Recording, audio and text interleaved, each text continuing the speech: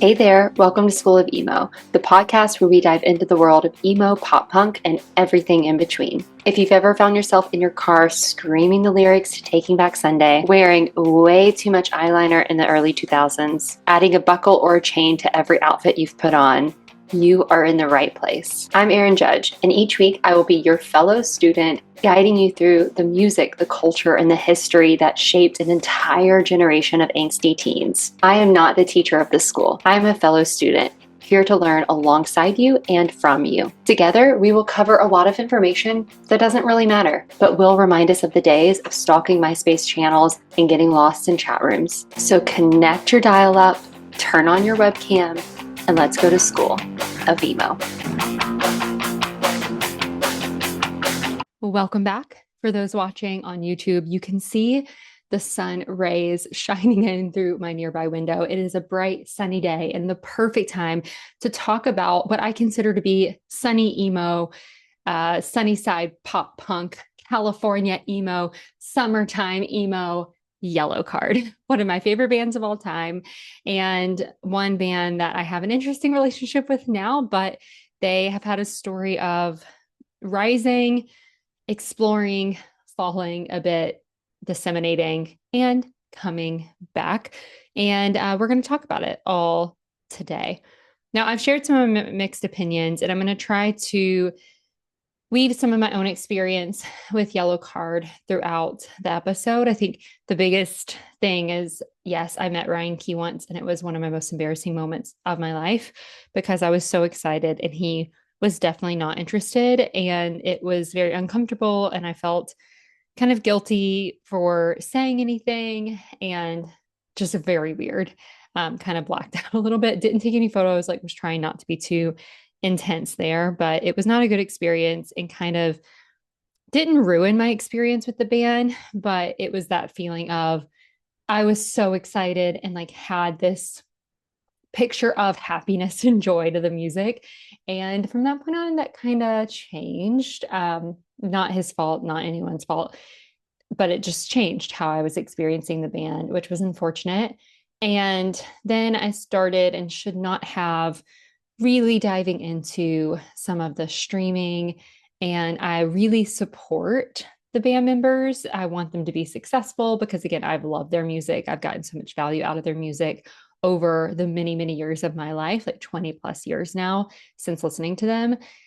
But it felt like Ryan, especially, it just felt like he wanted to be separate from Yellowcard and kind of dissed Yellowcard. It felt like, I'm sure there's a lot going on behind the scenes, but it kind of felt like, oh, well, that's why I'm here.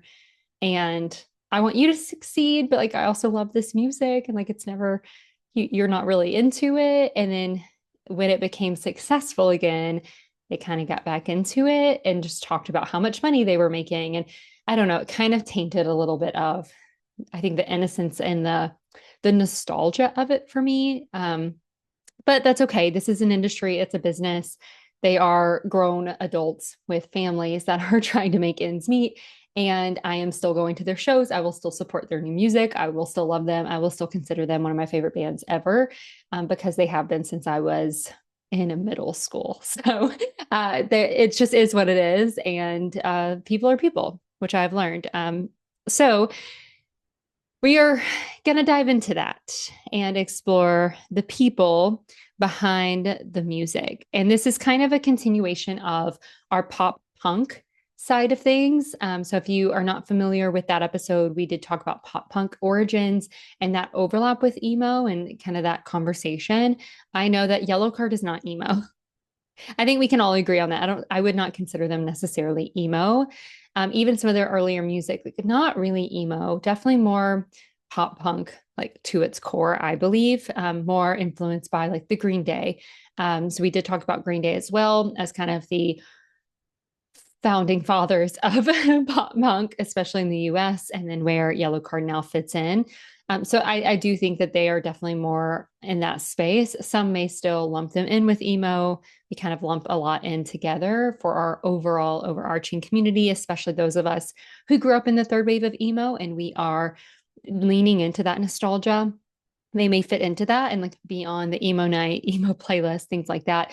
So that's where I've coined to them California emo, which is very happy, sunny, not really emo to its core, but it's okay. So heartbreak and love, they're for me feel good music, and they kind of always have been. So where did they begin? Even though I do consider them to be very California heavy, they were actually formed in 1997 in Jacksonville, Florida, and they have a lot of Florida roots still today. So there's a group of high school musicians that came together at the Douglas Anderson School of the Arts, and the original lineup included Ben Dobson on vocals, Todd Clary on guitar, Ben Harper on guitar, Warren Cook on bass, and then Longinu Parsons 3 or LP on the drums, as well as Sean Mackin on violin. Spoiler alert, Sean is the only one that was part of the original lineup that is still part of Yellowcard today. So they've definitely changed throughout many years. When they were started with this original lineup early on, they definitely leaned into more of the punk scene and, hardcore. And I say that with quotations because it was in this kind of late 90s post-punk core where emo kind of fit in as well, but definitely like loud, a bit more heavy, sort of punk-ish, but not the roots of punk that we had known before that was highly political or anything like that, but definitely hard, fast, more underground. That vibe is what they were going for. And it was a lot more punk than the polished pop punk that we know them as and what they came to be not long after. They did produce their first album called Midget Tossing, which was released in 1997 and was raw, scrappy. I've never heard this album. I didn't even really dig into it too much to look it up, but it's not really part of their discography if you look at it now. I'm assuming by the name, it's a pretty offensive title. So I have no idea what that meant, but probably why it's not necessarily available now.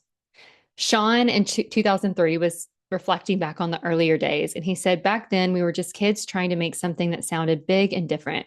The violin was part of me, so it became part of Yellowcard. We didn't know if people would get it or not. Violin was a unique addition, especially in the punk space, and became what Yellowcard was known for. It was something that was very special and kind of secret to them. And Sean, if you are familiar, he's my favorite member of Yellowcard now. Like, I do want to meet him. I think that would go better. But he is happy, he's joyful, he's energetic, and he plays violin like someone playing a guitar like in a basement. And that is very punk in that that's not the traditional way that violin and like classical music is approached. And what's really interesting as we see the next stage of Yellowcard, so in 2000, Ryan Key as vocalist joined the band, replacing Ben Dobson. A lot of the roots were classical, like for Sean as well as for Ryan. He's spoken about this before, that he wasn't really part of like the scene or punk necessarily. He was kind of more into theater and had more sort of classical training with the school. I think he went to like an art school at the time. And so he did sing, but it wasn't necessarily as punk heavy, which I think is where the sound started to change.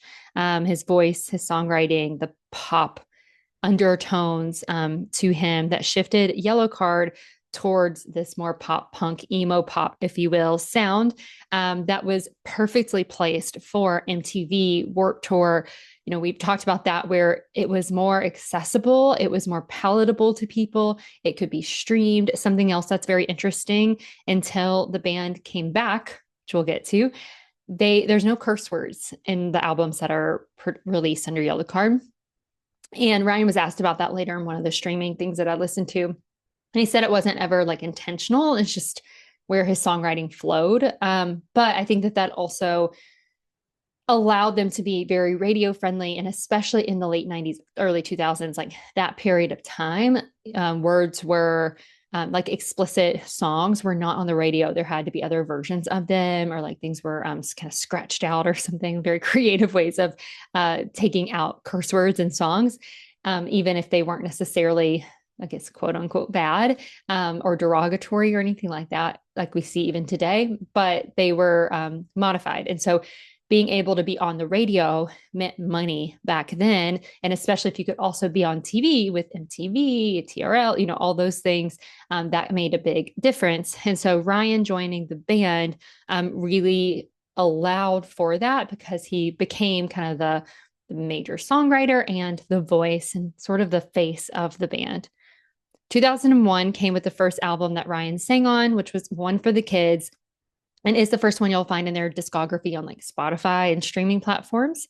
And this was the intro to the scene with some small success. So I still really love this album. It was recently re-released by the record label. I think there's been a lot of drama, just like any of the bands at this time. We talk about this with every band we've covered, where bands did not have great relationships with labels. Labels were a bit predatory and did not necessarily treat bands well or take care of them. Lots of legal issues for a lot of bands in the space throughout their years. And I believe Yellowcard doesn't get to make any decisions on One for the Kids. And so the record label like re-released it a couple of years ago. And again, I was watching the streaming Twitch for Ryan, and he was talking about how that like they had zero idea that it was happening. The label like wanted them to promote it, but they didn't really feel comfortable, like because they weren't really getting anything out of it. So it was just kind of a weird experience. And some fans were even kind of boycotting, like buying the re-release. I've listened to it on Spotify. It's definitely better in a way because it is kind of reformatted. The sound is a little cleaner, but the original is still really good. It's very raw, very scrappy. But there's a lot of that kind of pop punk energy to it that sometimes being polished, like it's great. And, the songs we love the most are the ones that have been more polished. But there's just something that connects you, I think, to childhood and like an underground space. Like it just feels really raw and real. And some of the songs are decent. So if you haven't listened to that album, I encourage you go back and listen to it. They were kids and you can tell, but it's still a very good album. But because of the success of One for the Kids and that kind of giving them their space, their name in the scene, came their biggest breakthrough, which was Ocean Avenue in 2003. You've got it right behind me, one of their biggest albums of all time. So after relocating to Southern California, this is where the California influence fits in, Yellowcard signed with Capitol Records and then had their major label debut of Ocean Avenue in 2003, which changed everything. Even looking at if you're watching this on YouTube, the vinyl, the record cover, it is California. The songs are all about California. Ocean Avenue is about a street in California in Santa Monica. So very California heavy, showing where they were, the song writing at the time, but also the culture at the time. For those of you that were not around in the early 2000s, this kind of California beach-esque look, aesthetic was huge. This is where we had Laguna Beach on TV. We had Paris Hilton as a major influence and our first kind of big influencer in terms of a famous person that was just living her life and showcasing a lot of California. We also had stores like Abercrombie and Fitch and Hollister. And if you walked into a Hollister in the early 2000s, you heard Ocean Avenue at least twice while you were shopping. It was such a core connecting point to the culture of the time and the things that we were listening to, the things that especially girls, but also guys, like what we were aspiring to be, and like definitely hit the heartstrings of teens, preteens at the time, which is where I fell in love and became a fan. The album's title track, Ocean Avenue, became an anthem for suburban teenagers across the US. Songs like Only One and Way Away showed off their emotional songwriting, while Sean Mackin's violin gave them a signature that stood out from their peers at the time, like Newfound Glory, Good Charlotte, even bands like My Chemical Romance, those more heavy in the emo space. So they were able to have a clear sound, a clear image, and a connection point with their music to the time. From a 2004 MTV interview, Ryan Keyes said, "We wrote Ocean Avenue about leaving home and chasing dreams. And I think it resonated because that's what a lot of kids were feeling at the time."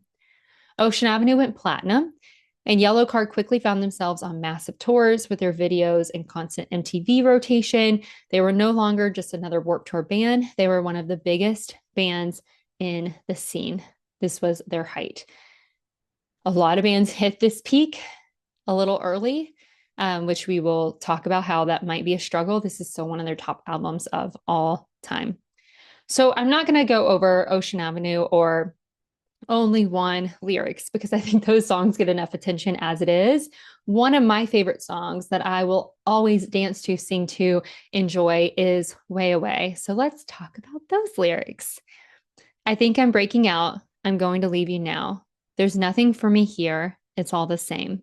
And even though I know that everything might go downhill from here, I'm not afraid. Way away, away from here I'll be. Way away, away so you can see how it feels to be alone and not believe. Feels to be alone and not believe. You can't stop me now. You can't hold me down. You can't keep me here. I'm on my way. I've made it this far now, and I'm not burning out. No matter what you say, I'm not afraid. Way away, away from here I'll be. Way away, away so you can see how it feels to be alone and not believe. Feels to be alone and not believe anything. Letting out the noise inside of me. Every window pane is shattering. Cutting off my words before I speak.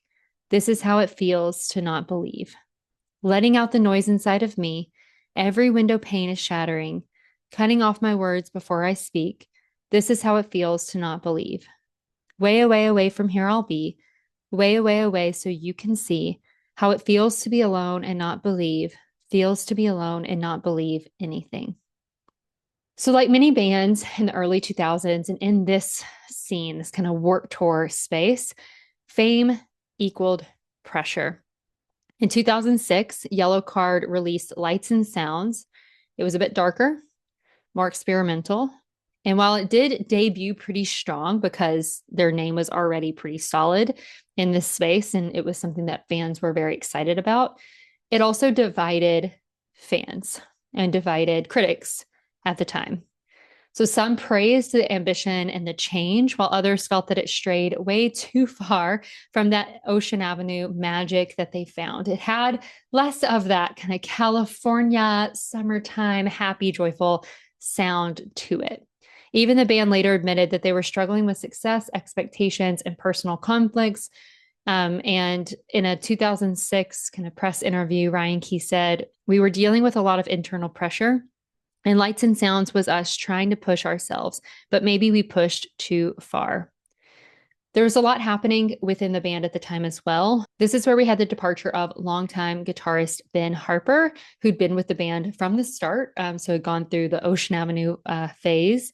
He was replaced by Ryan Mendez, who brought kind of a skill and creativity to songwriting as well as performance as a whole. And Ryan Mendez is currently with the band. So we have Ryan Key and Ryan Mendez now as key members of the band. With Lights and Sounds, this album and the title track is still one of the most energy-inducing songs, in my opinion. I also love Rough Landing Holly and Hollywood Died. I personally like this album the most, which makes sense, I think, because I like a bit of the heavier. I like more of that kind of fast, heavy energy. Like I like the darker, the lyrics and the personal struggle.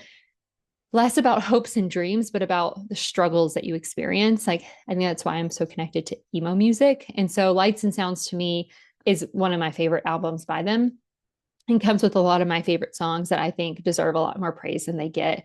But I can see where that could divide fans because it is a different sound than what they experienced before. And I encourage you to go listen to Ocean Avenue, feel it out, and then listen to Lights and Sounds right after and see how it changes.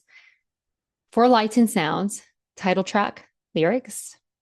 Hello, you, how is the rest? We made it through, but nevertheless, I got you out on a wire. You be love, and I'll be a liar. Tell it all and fill up the air, but make it loud, because nobody's there. Nobody's there. Stop, turn, take a look around at all the lights and sounds. Let them bring you in. Slow burn, let it all fade out, and pull the curtain down. I wonder where you've been. Make it new, but stay in the lines. Just let go, but keep it inside. Smile big for everyone, even when you know what they've done. They gave you the end, but not where to start, not how to build, how to tear it apart. So tell it all and fill up the air, but make it loud because nobody's there. Nobody's there. Stop, turn, take a look around at all the lights and sounds. Let them bring you in. Slow burn, let it all fade out, and pull the curtain down. I wonder where you've been. I've got a way to work this out. I've got a way, and you know how. I've got a way to work this out. I've got a way, and you know how. I've got a way to work this out. I've got a way. Very quickly after Lights and Sounds, in 2007, Yellowcard bounced back with Paper Walls. So critics at the time considered this more of a return to form, going back to that secret sauce of Ocean Avenue, blending their signature pop punk with more mature themes. Fans who stuck around loved it, but commercially it didn't match Ocean Avenue. So it still didn't match quite the success that Ocean Avenue brought. So this did bring us Light Up the Sky, Fighting, Keeper, Five Becomes Four, so many good songs. The song Five Becomes Four is really interesting because remember, guitarist Ben Harper had left and the band didn't necessarily lose the member fully, but there is some belief that this could be about his departure and about how he left the band to focus on his own record label, and the lyrics in its return to an earlier indie sound are often interpreted as reflecting that this change in the loss of our founding member. So maybe there's a connection there or something about the band at the time. So looking at those lyrics, needed some time so I could find a little strength to redefine what I've become, what I've done. I never asked to be the one. I'm riding it out, the storm that you brought in, bringing it down, only around. For you, I go again. It's got to be easy to see what everyone takes out of me, knocking me down, dragging me out. How did you end up in that crowd? Did you run away? Did you fall apart? Do you see yourself for what you are? Will you be looking for it anymore when five becomes four? When you're all alone with the melody, do you close your eyes and think of me? Will you still hear me singing anymore when five becomes four? Try and put aside your history and pride. Maybe for one moment in time, we'll all be on your side. A story goes, nobody knows what it was like when you were through. Someone who cared out in the air, it went and crashed down anywhere. Did you run away? Did you fall apart? Do you see yourself for what you are? Will you be looking for it anymore when five becomes four? When you're all alone with the melody, do you close your eyes and think of me? Will you still hear me singing anymore when five becomes four? Remember the line, never say die. You were the reason I survived.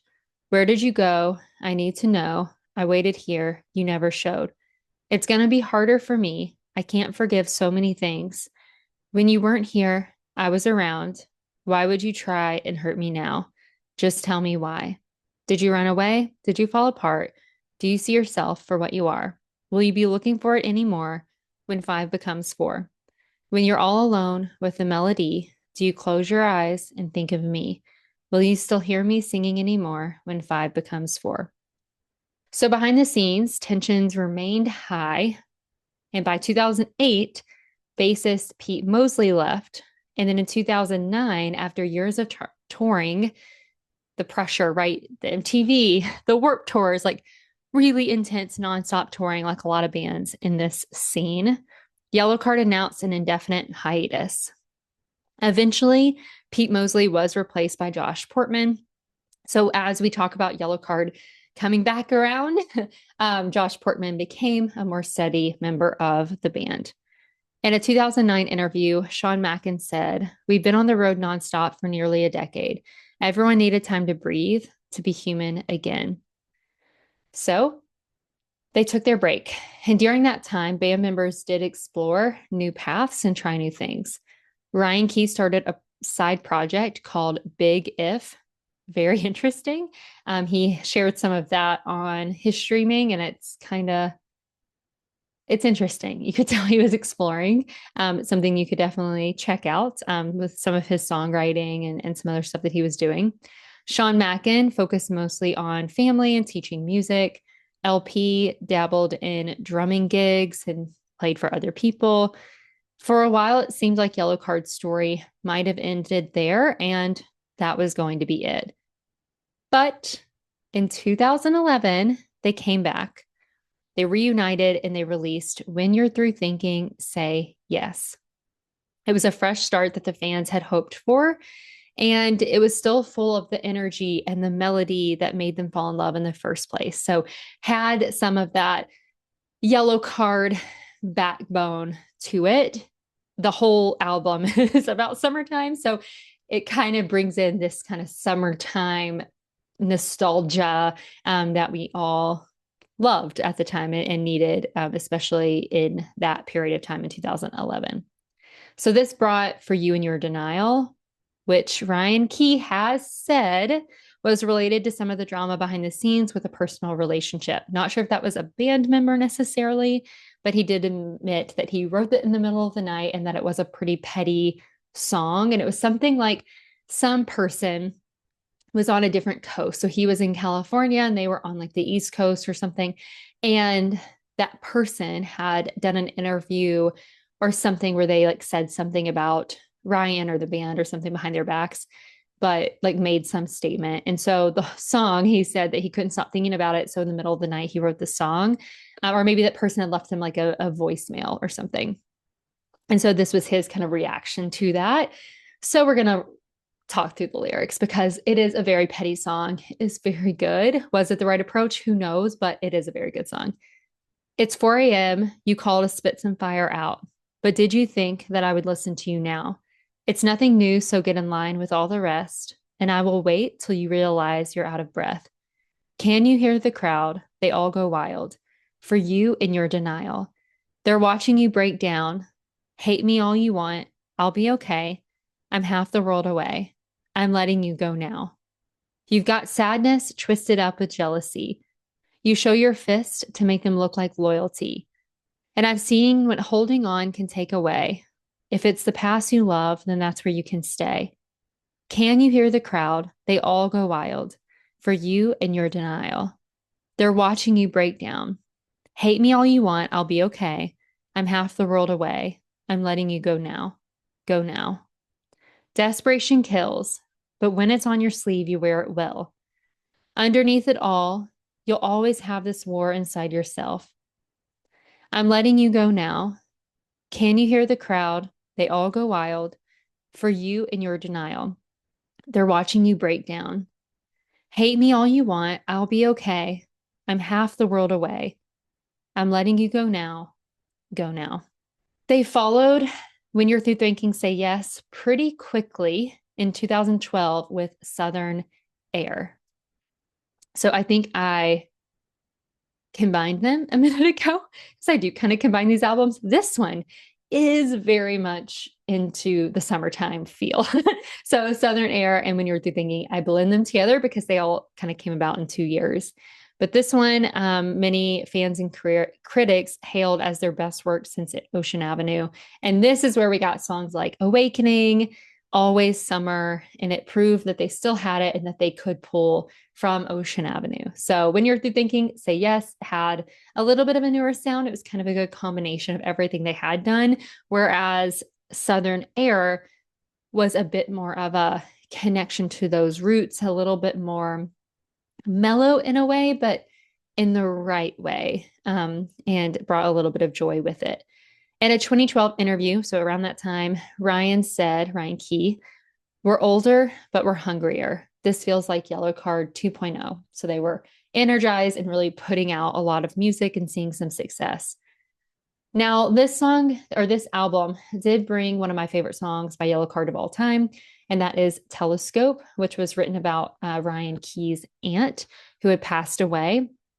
My dad passed away of cancer, and so this is a big one for me. I think it has a lot of those ties. And the songwriting, I believe, is really nice for losing someone who was prominent in your life that now is no longer there. So reading through those lyrics, I've been here a while, staring at this screen, wondering what I'll write. Things I can't explain, but should have tried to say when I had the time. You were inspiration no one else believed. You showed me strength in my skin no one else could see. Let's just keep driving on, all the stars jumping in through the windows. Let's go where we belong, heading fast as we can for the unknown. I remember how, like a telescope, you could always find something worth a wish. You said every day's a gift and we'll be all right. Something took you from me. I can't understand why. But wherever you're resting, I'm carrying your light. Let's just keep driving on, all the stars jumping in through the windows. Let's go where we belong, heading fast as we can for the unknown. You can stay there, and it's not fair. Those were the days when we laughed all the while. When the fireflies lit up our skies, those were the nights when the world made us smile.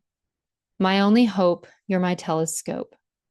Let's just keep driving on, all the stars jumping in through the windows. Let's go where we belong, heading fast as we can for the unknown. You can stay there, and it's not fair. Those were the days when we laughed all the while. When the fireflies lit up our skies, those were the nights when the world made us smile. My only hope, you're my telescope. In 2014, so gave it a couple of years, they released Lift a Sail that leaned more mature and more alternative rock. So this gave us Transmission Home, Bedroom, and Crash the Gates. This was not as successful as some of the previous albums. And while music was still being released, there were some other cracks that were happening beneath the surface, the people of it all. So by 2016, relationships within the band had frayed. Longtime drummer LP Parsons parted ways under what the band called irreconcilable differences. It sparked a lot of drama, and the fans were shocked because LP had been core to Yellowcard's sound and was a core member from the very beginning of the band. So if he had not left in 2016, he would probably still be part of the band with Sean Mackin as one of the original members. That same year, the band announced their final album, Yellowcard, and a farewell tour. The announcement devastated fans, but the band wanted to end on their own terms. So Ryan Key made a statement in 2016 and said, "This was not an easy decision, but it feels like the right time to step away. Yellowcard will always be part of us, but we need to close this chapter."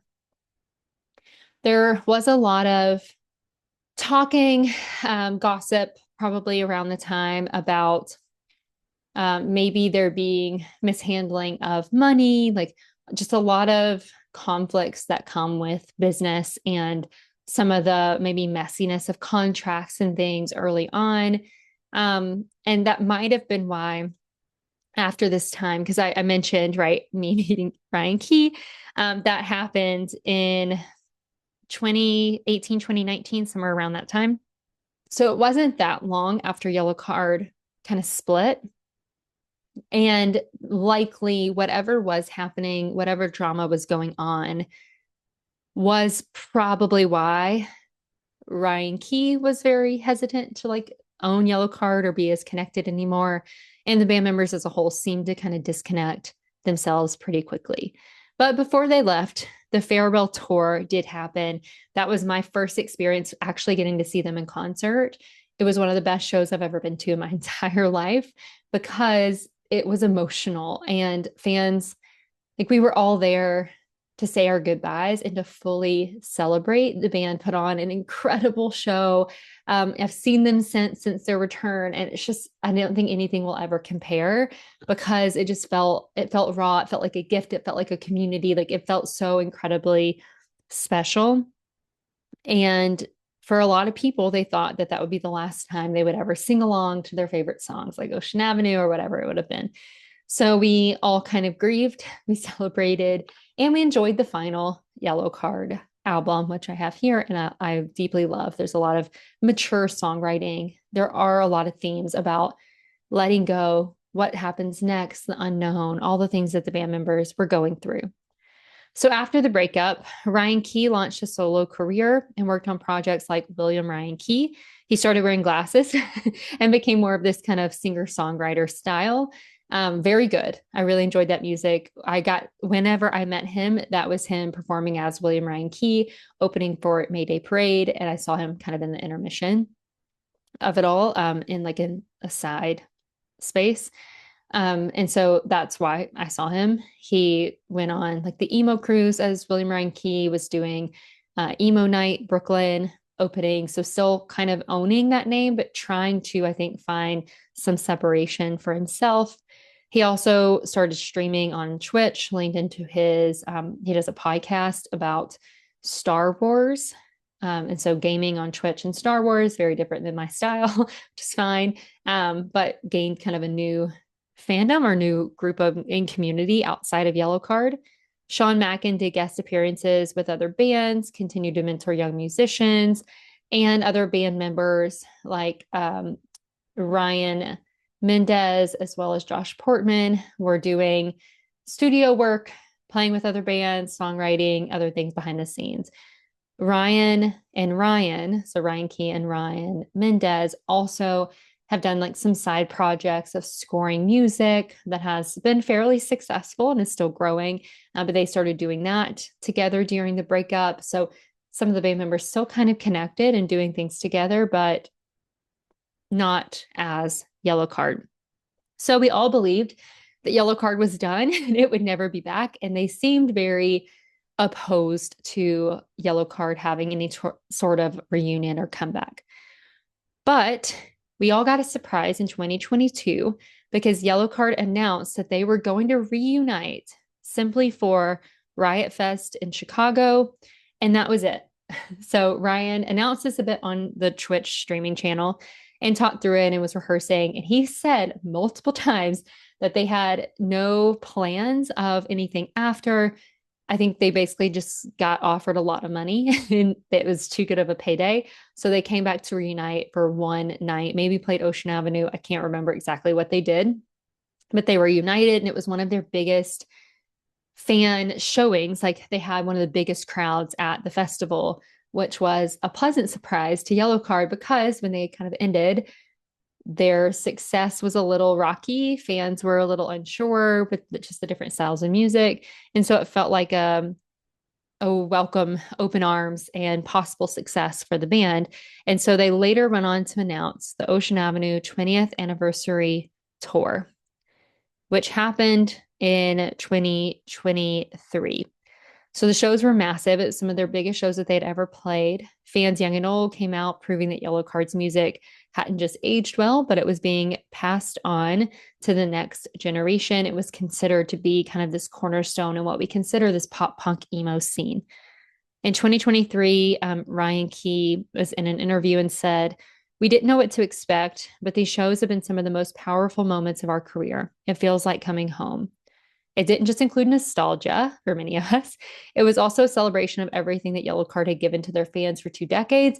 And it came with kind of a sparked renewal of inspiration for Yellowcard, where we got the EP Childhood Eyes.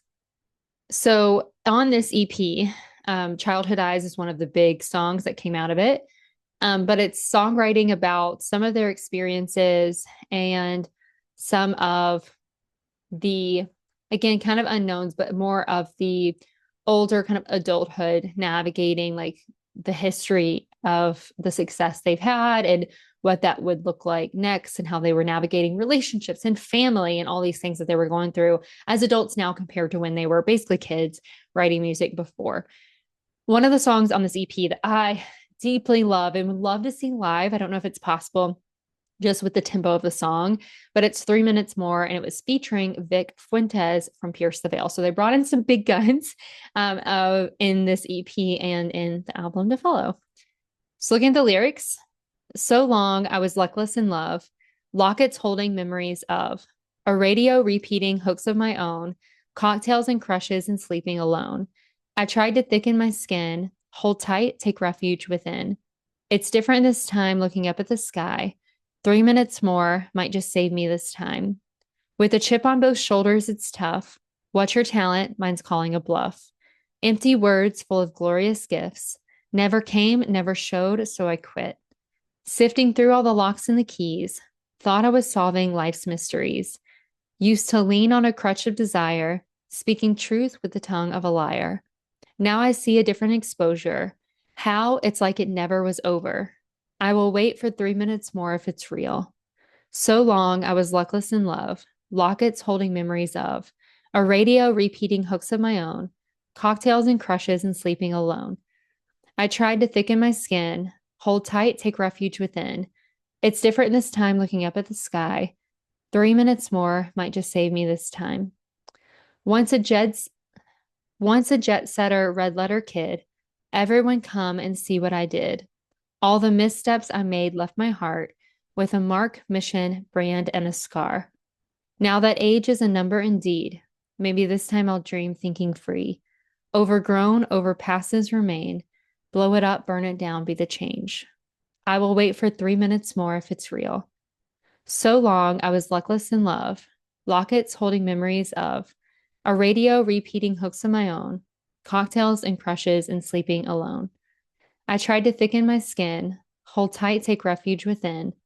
It's different this time looking up at the sky. 3 minutes more might just save me this time. So instead of building this into a full-length album, they are currently, so we got that in 2023. We had the tour. They have done some since shows, festivals. They did the emo cruise that year. They are currently in 2025 releasing their next full-length album called Better Days.